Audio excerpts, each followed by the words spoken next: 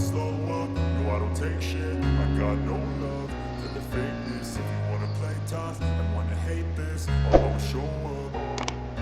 I don't ever slow up, no I don't take shit. I got no love for the fakeness. If you wanna play tough and wanna hate this, I'll always show up and make a statement. I don't ever slow up, no I don't take shit. I got no love for the fakeness. If you wanna play tough and wanna hate this, I'll always show up and make a statement. Everything I do so instinctive and so passionate. Every word I move so descriptive like an action. Hello everyone! Welcome back again to my YouTube channel. It's me again, Nikki Balilingang Plantita from Davao City. And for today's vlog and for today's video mga megs is papakita ko sa inyo yung sobrang affordable na halaman na nabili ko. Sobrang mura is hindi kayo maniniwala. Nakabili po tayo, nakikita nyo naman dyan sa ating thumbnail and also dyan sa ating title. Nakabili po tayo ng Philodendron Brazil, Neon Photos, and also the Rhaphidophora tetrasperma. So, ayan mga megs. So excited to share this video, mga megs, video. Kasi alam ko naman na sa mga halaman ngayon, medyo may mahal din talaga. Pero may mga nagbebenta din ng halaman online na super affordable and talagang hindi tayo mabubudol sa price. Ayan. So, kung interesado ka sa vlog na ito is just keep on watching. And if you haven't subscribed yet to my YouTube channel, please don't forget to subscribe it now and please turn on the notification bell down below for you to be notified whenever I upload a new vlog, a new video. And furthermore, let's go. Let's start into the video and let's begin!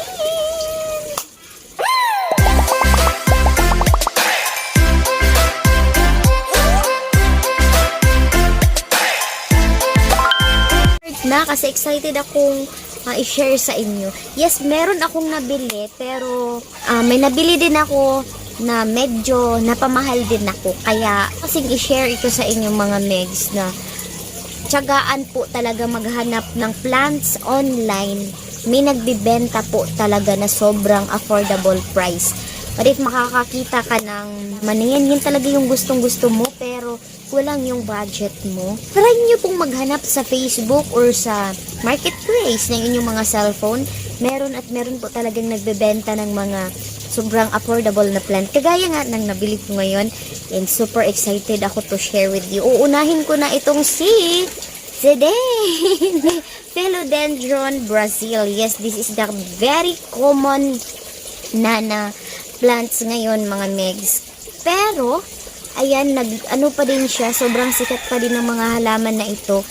Etong mga megs, etong isang pot na ito is nabili ko siya sa halagang 50 pesos. Ayan, 50 pesos lang yung bili ko dito sa kanya. Meron siyang 2, 4, 6. Ayan, magsi-7 na yung dahon niya. Sa ganyan kalash ka daming dahon, dati is nabibili to sa mga 200. Meron din kasi akong nabiling sa na Philodendron Brazil din, which is ipa-flash ko na lang dyan sa screen yung nabili ko. Actually ano lang, halos magkasing same day lang na nabili ko sila, pero yung isang yung 100 pesos, which is yan nga yung nasa screen ngayon, yan po yung nabili ko ng sa halagang 100 pesos. Yan po siya, may damage pa yung dahon. Pero, nung nakita ko kasi sa post tong Philodendron Brazil na ito, and kita ko mas malaki pa yung leaves niya kesa doon sa nabili kong 100 pesos. And yung variegation din niya mas maganda din kesa doon sa nabili ko ng 100 pesos. Kaya, ginet ko na siya mga megs. Kinuha ko na siya kasi 50 pesos lang din naman siya. So, ayan siya sobrang ganda na niya kasi ang ganda ng variegation ng kanyang dahon. Parang, ito yata yung cream, parang cream yung nasa gitna niya. Pero ito siya, is ayan, hindi na po tayo lugi sa sobrang, sa 50 pesos natin sa Philodendron Brazil na ito. And, ayan nga, so again, that was a Philodendron Brazil for only 50 pesos. And next na ipapakita ko sa inyo mga megs, super na-excite din ako neto sa kanya kasi sobrang napaka-affordable niya. Hindi ko ma-imagine kung meron sa ibang mga seller na ganito lang siya ibinebenta. Ganito kamura siya ibinebenta. Ito siya mga megs. Ayan. Si this isn't a philodendron. This is the pothos, neon pothos. Ayan siya mga megs. So, mahaba na siya. Medyo kumakapit. Sobrang stable na niya. Kumakapit na yung roots niya. And ang balak ko sa kanya is, lalagyan ko siya ng pool. Parang nag-yellow na siya, no? Ayan siya, oh. The neon pothos. Ayan. Sobrang lush and sobrang ganda niya. Alam niyo ba, binibenta niya to sa akin sa halagang 30 pesos. Hindi ka naniniwala. Ayan, 30 pesos lang po itong mga megs. So, meron siyang 2, 4, 6, 8, 10, 12, 13 leaves. And so happy kasi dito sa may bandang ibabaw niya, medyo lang yung dahon niya. Ayan, bivideohan ko talaga siya para i-flash ko dyan sa screen na makikita niyo talaga kung ano yung mukha niya. Ayan siya mga meg, sobrang ganda niya. And kita ko sa kanya habang palaki siya ng palaki or pataas na pataas yung kanyang stem is lumalaki po yung dahon niya. Unlike dito sa pinakababa, ayan yung pinakababa is medyo maliit yung sa may bandang baba. So ayan, again, this is the neon pothos mga megs, and for only 30 pesos na nabili ko. Super lush and sobrang napaka-stable na din niya. And sobrang happy ko sa purchase ko na ito. Kasi ayan siya, oh. 30 pesos, hindi mo to mabibili ng 30 pesos sa ibang mga seller. Tapos binabili akong isang leaf mga megs. Hindi to sa kanya, pero nabili ko dito sa may kapitbahay lang din namin. Ayan, nabili ko to siya sa halagang 25 pesos. Ito, isang leaf. Wala, sa kagustuhan kong bumili ng photos talaga, neon photos, kasi wala pa ako dito sa aking collection. Dati kasi, medyo mahal din ito. Kahit doon sa Uyanggo rin, may nagbebenta doon 120, 200. Medyo mabigat na kasi yun sa akin kapag sa mga plants. So, hindi ako bumibili. Pinipigilan ko yung sarili ko na bumili sa mga ganun na price. Pero eto siya, 30 pesos. Hindi nga ako makapaniwala kasi talaga 30 pesos lang yan. Kaya kahit meron na ako nitong 1 leaf, nisip ko kasi 1 leaf pa yun. 1 leaf pa yun siya. Although ayan naman siya, meron naman na malapit na lumabas. Neon photos din yun. Pero matagal ko pa kasi siyang aalagaan kasi isang dahon lang. While this one, 30 pesos, ganyan nakadami yung dahon niya. Diba? 13 leaves, magpo 14 na yung dahon niya. Diba? Ay, ang saya, di ba? Kaya kahit nakabili na ako nito sa halagang 25 pesos, binili ko pa din siya. Take note nakapot siya sa halagang 30 pesos. Di ba? Usually kasi kapag bibili tayo ng mga plants, itong ganito, soft pot lang yung nilagyan. Pero ito siya, naka-green pot. Yan, sa halagang 30 pesos, di ba? As in, hindi talaga ako nalugi.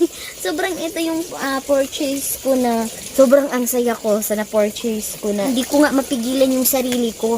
Parang sabi ko, talagang may time talaga sa lahat ng mga halaman na gusto nating bilhin. And next one, mga meg, so meron pa tayong last, Rhaphidophora tetrasperma, which is isa din sa mga pinapangarap ko na plants. And finally, nagkakaroon na din tayo ng Rhaphidophora tetrasperma, which is, ayan siya!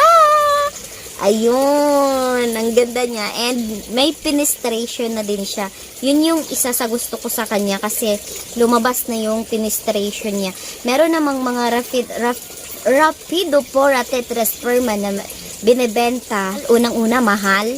And siguro naman sa iba is lang, parang affordable lang siguro sa kanila, like yung 100, 200 every pot. Pero para sa akin kasi mga megs is mahal na yun. Yung ganun.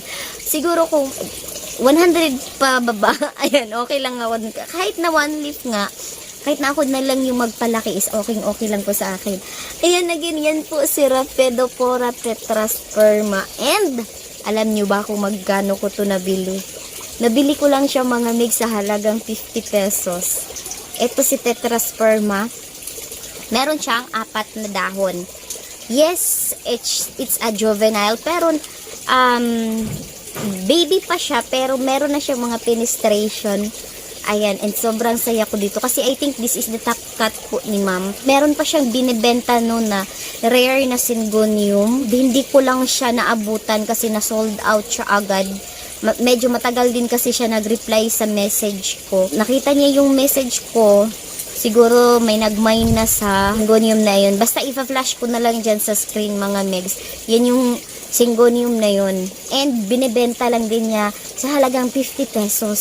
Yung syngonium na yun. I think that syngonium is a rare one kasi sabi niya is rare din. Rare daw yun. But ayun din, pinakita niya sa akin itong si Tetrasperma, which is napawaw din ako kasi isa din siya sa mga wishlist plant ko. May nakita naman ako sa iba pero medyo mahal nga. Yan. So timing, napaka-timing na ng abili ko sa kanya. Kaya yan again, ayan, ito yung na-purchase ko na Rhapidopora Tetrasperma for only 50 pesos. And hindi po white pot yung nilagyan nitong mga mesa. It's a brown pot. Yung soft pot, yun po yung nilagyan niya. Transfer ko na lang dito sa white pot ko kasi I think nababagay siya dito sa white pot na ito. Ayan, so meron na tayong Rhapidopora Tetrasperma for only 50 pesos. Binayadan ko sa kanya is 130 pesos for that Tetrasperma. Neon photos, ang dami kong and also the Philodendron Brazil. Ang nabayad ko sa kanya is 130 pesos. Pero kapag bibili ka sa kanya, gusto lang kasi niya is up lang doon sa kanila. So ako mismo yung pumunta sa kanila. So why not, 'di ba? Ang ang sobrang mura na nga ng halaman niya, tapos pagta-transpo pa natin dyan. 'Di ba? Kaya ako po yung mismo nag-pick up doon sa bahay nila.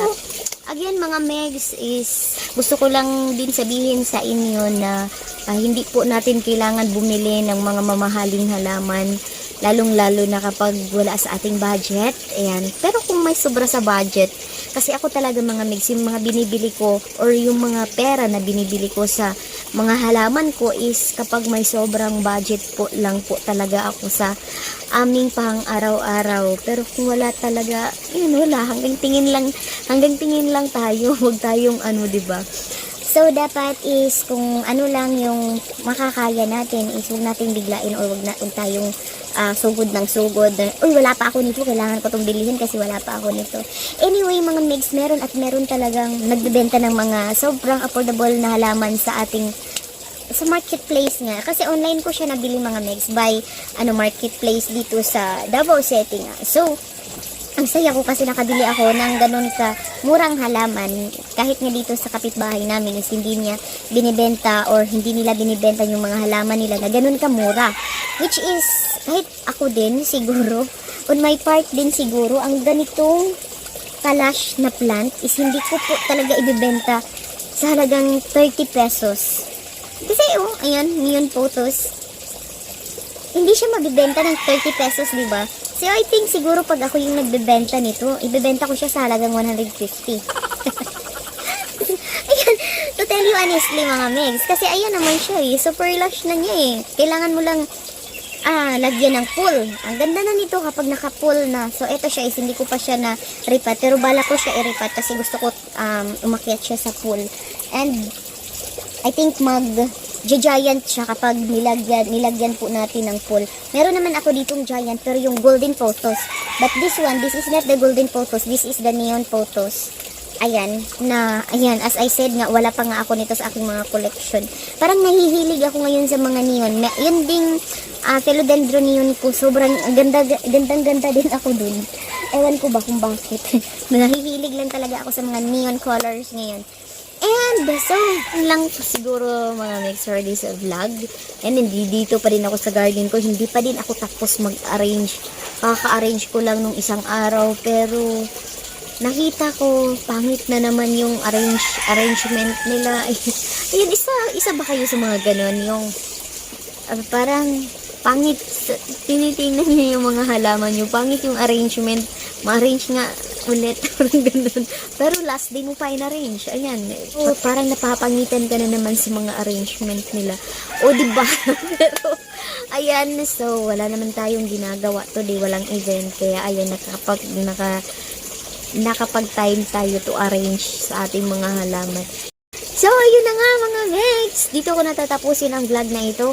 It's me again, Matthew Baliling, ang plantito from Davao City. And if you haven't subscribed yet to my YouTube channel, and please don't forget to subscribe it now and please turn on the notification bell down below for you to be notified whenever I upload a new vlog, a new video. Ingat po kayong lahat. God bless everyone. Babush and paalam. Bye!